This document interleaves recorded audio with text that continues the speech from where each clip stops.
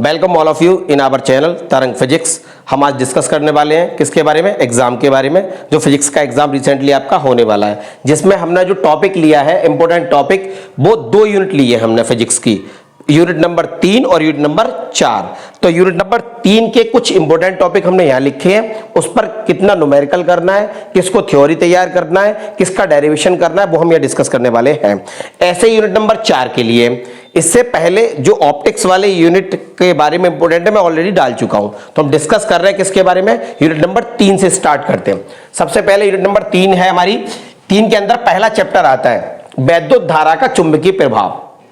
जब वैद्युत धारा के हम चुंबकीय प्रभाव की बात करेंगे, धारा जहां प्रवाहित हो रही है उससे चुंबकत्व जो पैदा होगा, यानी कि चुंबकीय क्षेत्र जो पैदा होगा, तो सबसे पहले हमें पता होना चाहिए चुंबकीय क्षेत्र क्या है। परिभाषा एग्जाम में पूछी जाती है तो आपको तैयार रखनी है। चुंबकीय क्षेत्र व चुंबकीय क्षेत्र का मात्रक। इस चुंबकीय क्षेत्र को चुंबकीय फ्लक्स घनत्व भी कहते हैं। मैं लाइन दोहरा रहा हूं अपनी, चुंबकीय क्षेत्र को चुंबकीय फ्लक्स घनत्व भी कहते हैं। इसका मात्रक भी हमें बताना है और क्या बताना है, इसकी परिभाषा भी हमें पता होनी चाहिए। इसका पहला इंपॉर्टेंट टॉपिक है बायो-सैवर्ट का नियम। बायो-सैवर्ट का नियम आपने सुना होगा, आपकी बुक में डायग्राम ऐसे कुछ दिखाया होगा। ये धारा जा रही है इससे इस बिंदु पर, बिंदु P पर चुंबकीय क्षेत्र की तीव्रता का हमने सूत्र निकाला होगा। अल्पांश दूरी हमने डेल्टा एल ले ली, इसके कारण, और एंगल कितना लिया, थीटा। इसके कारण इस बिंदु पर चुंबकीय क्षेत्र की हम गणना करेंगे। इस टॉपिक का ही यूज आगे होने वाला है। सूत्र है डेल्टा बी बराबर चुंबकीय क्षेत्र बराबर mu naught upon 4 pi i d l sine theta बटे r square upon r square. और थीटा यहां पर है चुंबकीय क्षेत्र जिस बिंदु पर ज्ञात करना है, और इस जो धारावाही चालक से के बीच बना हुआ कोण। ठीक, इसी का अनुप्रयोग है, इसका यूज करके हम आगे बात करते हैं। इसका यूज वृत्ताकार लूप के केंद्र पर चुंबकीय क्षेत्र, इसका सूत्र हम निकालेंगे B बराबर म्यू नॉट अपॉन 2 और I upon R। Small r भी यूज कर सकते हैं आप, कैपिटल R भी यूज कर सकते हैं। कोई धारावाही लूप, आपने कुछ इस टाइप का डायग्राम देखा होगा,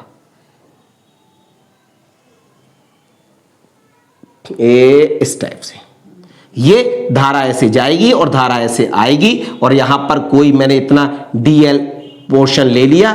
इस dl पोर्शन की वजह से, हिस्से की वजह से इसकी त्रिज्या अगर a रही हो और यहां से केंद्र से दूरी कितनी o है, तो इस धारावाही लूप के कारण इसके बिंदु पर केंद्र पर चुंबकीय क्षेत्र में ज्ञात करना है। तो सूत्र में हम यहां क्या लिख देंगे, r की जगह a यहां पर उसकी क्या है, त्रिज्या।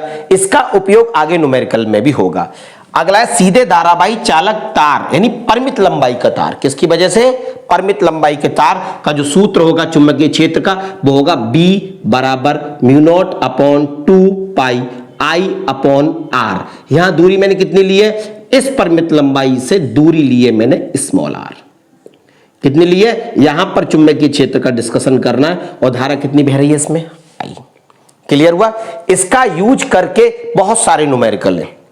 क्या कि इस धारावाही चालक तार से एक प्रोटॉन यहां जा रहा है, एक इलेक्ट्रॉन नीचे आ रहा है, तब उस पर बल कितना होगा, और बल होगा F बराबर q b b sine theta से हम बल कैलकुलेट कर लेंगे। पहले क्या निकालेंगे, पहले B निकालेंगे इस सूत्र से, फिर क्या निकालेंगे, बल। हमारा न्यूमेरिकल सॉल्व हो जाएगा। बहुत इंपॉर्टेंट है, अगर इस चैप्टर में सबसे ज्यादा कोई आता है तो इस टाइप का न्यूमेरिकल आता है। और यही लूप का, इन दोनों का उपयोग करके जो न्यूमेरिकल बनता है, इन दोनों टॉपिक पर जो न्यूमेरिकल बनता है वो बनता है इस टाइप का भी। एक वृत्ताकार लूप, इसका केंद्र यहां है और धारा ऐसे प्रवाहित हो रही, तो यहां चुंबकीय क्षेत्र, इसकी त्रिज्या है। आपने सुना होगा कि एक तार में धारा ऐसे जा रही है, और ये पूरा लूप, ये loop circular loop, due to circular loop ये धारा गई ऐसे, तो ये चुंबकीय क्षेत्र हमें बताना है, इसके केंद्र पर बताना है। इस टाइप के न्यूमेरिकल ये हमें करने हैं। ये न्यूमेरिकल हो गए, ये हो गए, या इसका जो मैंने उपयोग बताया। ये डायरेक्टली अगर न्यूमेरिकल बायो-सैवर्ट के लॉ पर बहुत कम आते हैं। यूज किसका होता है, इस टाइप का। मतलब कहने का मतलब फाइनली जो रिजल्ट निकला, this is the very important part of this chapter. Is that clear. फिर से बात करता हूं, बायो-सैवर्ट लॉ बात करना है, वृत्ताकार लूप के केंद्र पर करना है, फिर ये करना है। हाँ, हमारे दिमाग में कंफ्यूजन रहता है, इसमें पाई आएगा, इसमें पाई नहीं आएगा।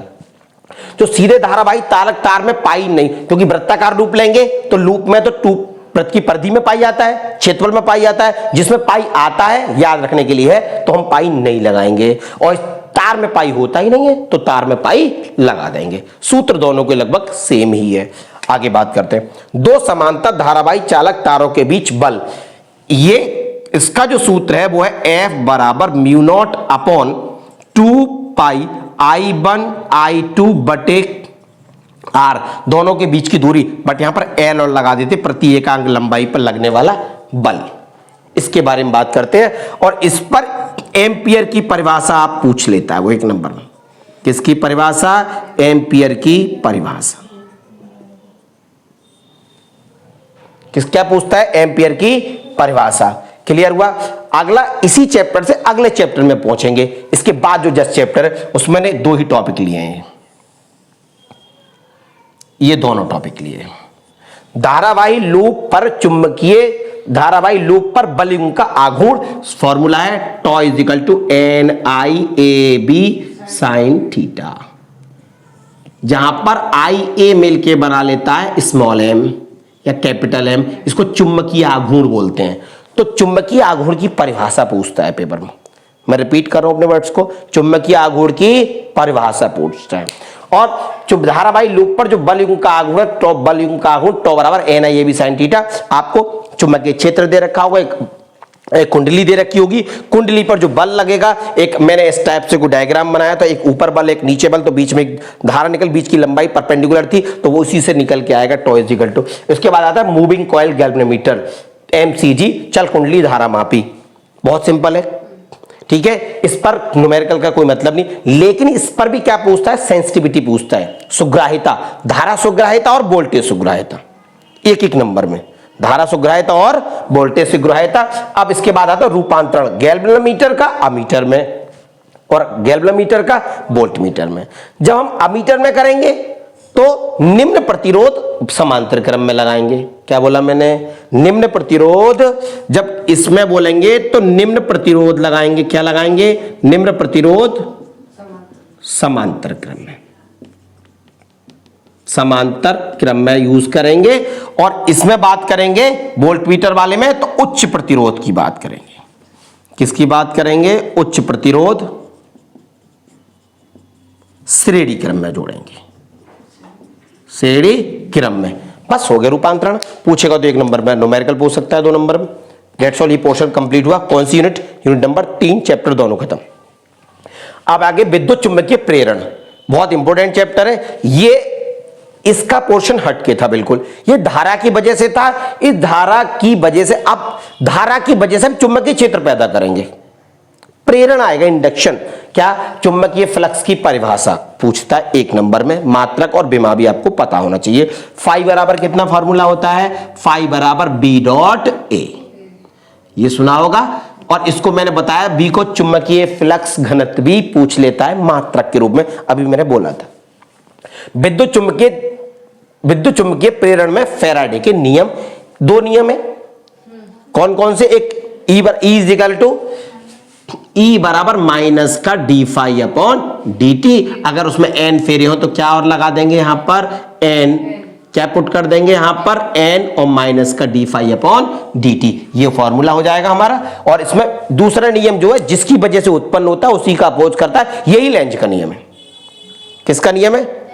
इंपोर्टेंट सवाल। लेंज का नियम ऊर्जा संरक्षण के सिद्धांत पे कार्य करता है। विकल्प 2 नंबर में सिद्ध करवा लेता है लेंज का नियम।